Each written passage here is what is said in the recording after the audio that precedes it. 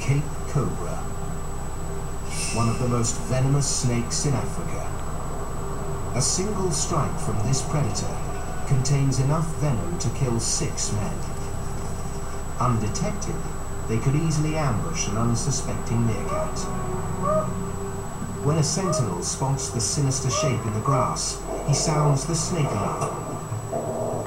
It's a cue to band together and form an aggressive mob.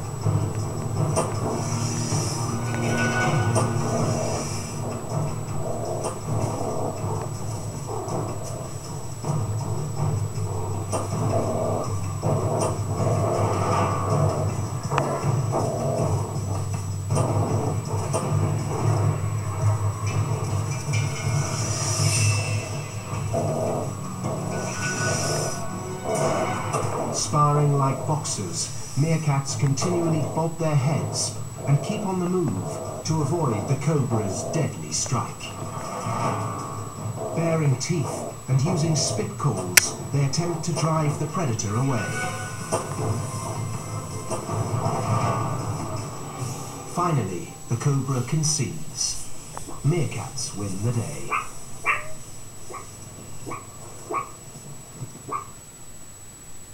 At the babysitting burrow, doting Dad Bruce is having a relaxing time of it. It's clear his young are enjoying their newfound freedom.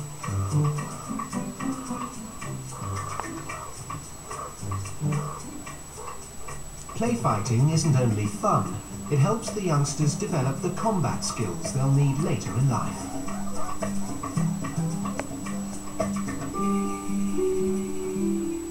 While the boys play rough and tumble, little Lily tries her hand at digging. She's yet to learn what's edible and what's not, but those lessons will have to wait until she's strong enough to forage with the adults. For now, a morning at the babysitting burrow is more than enough to tire the youngsters out. A week later, and the pups' lazy days at the burrow come to an end. At a month old, it's time for them to join the adults on their first hunting trip.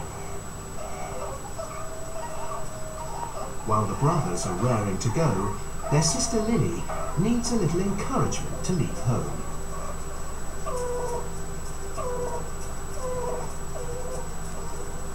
It'll take 2 months of desert schooling before the pups learn to forage for themselves. In time, they'll be taught how to tackle deadly scorpions, but for now, their chaperones start them off on safer solids. As the rest of the group tend to the young, dominant male Bruce keeps watch. With vulnerable pups in tow, it's crucial to keep an eye out for danger. It's not long before his vigilance pays off. Overhead, an aerial predator circles in search of prey. Bruce clocks the telltale silhouette in the sky. It's a tawny eagle. Meerkats have remarkable long-distance vision. They can spot some birds of prey over a kilometre away.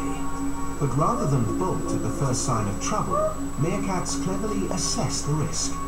Any closer, and Bruce will raise the high-urgency alarm call that will send everyone hurtling for cover. But while the gang are distracted by the threat from above, they fail to notice an even more menacing presence. The jackal is back, and has her sights set on the group. Bruce spots the intruder and sounds a low-pitched terrestrial alarm call.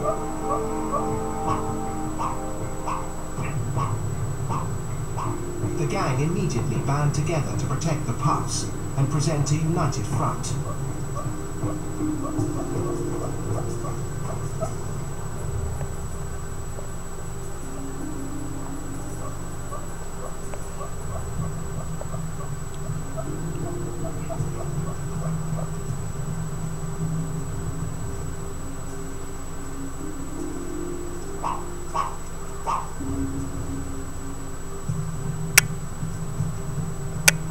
As the jackal makes her move, the group bolt for cover.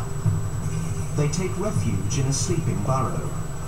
It's potentially a very wise move on the meerkat's part. Unlike a single entrance bolt hole, the network of underground tunnels and chambers of a sleeping burrow makes it difficult for the jackal to pinpoint their position underground. But jackals are patient predators. The group aren't out of danger yet. If she can find them, she won't hesitate to dig them out alive.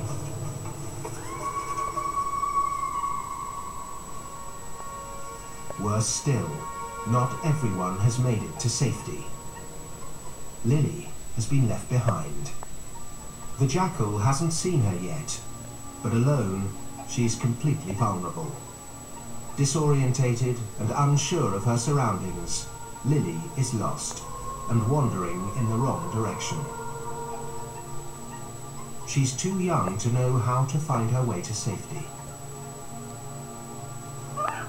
Using a lost call, she cries out to the group. It's a distress call that can help the adults locate missing pups, but Lily's cries for help are futile. The group are trapped below ground. With a jackal on their doorstep, there is no way they can leave the burrow now.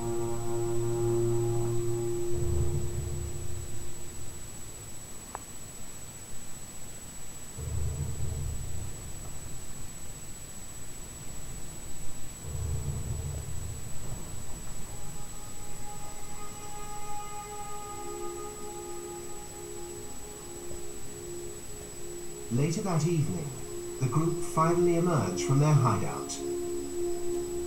They wait for their little Lily to return.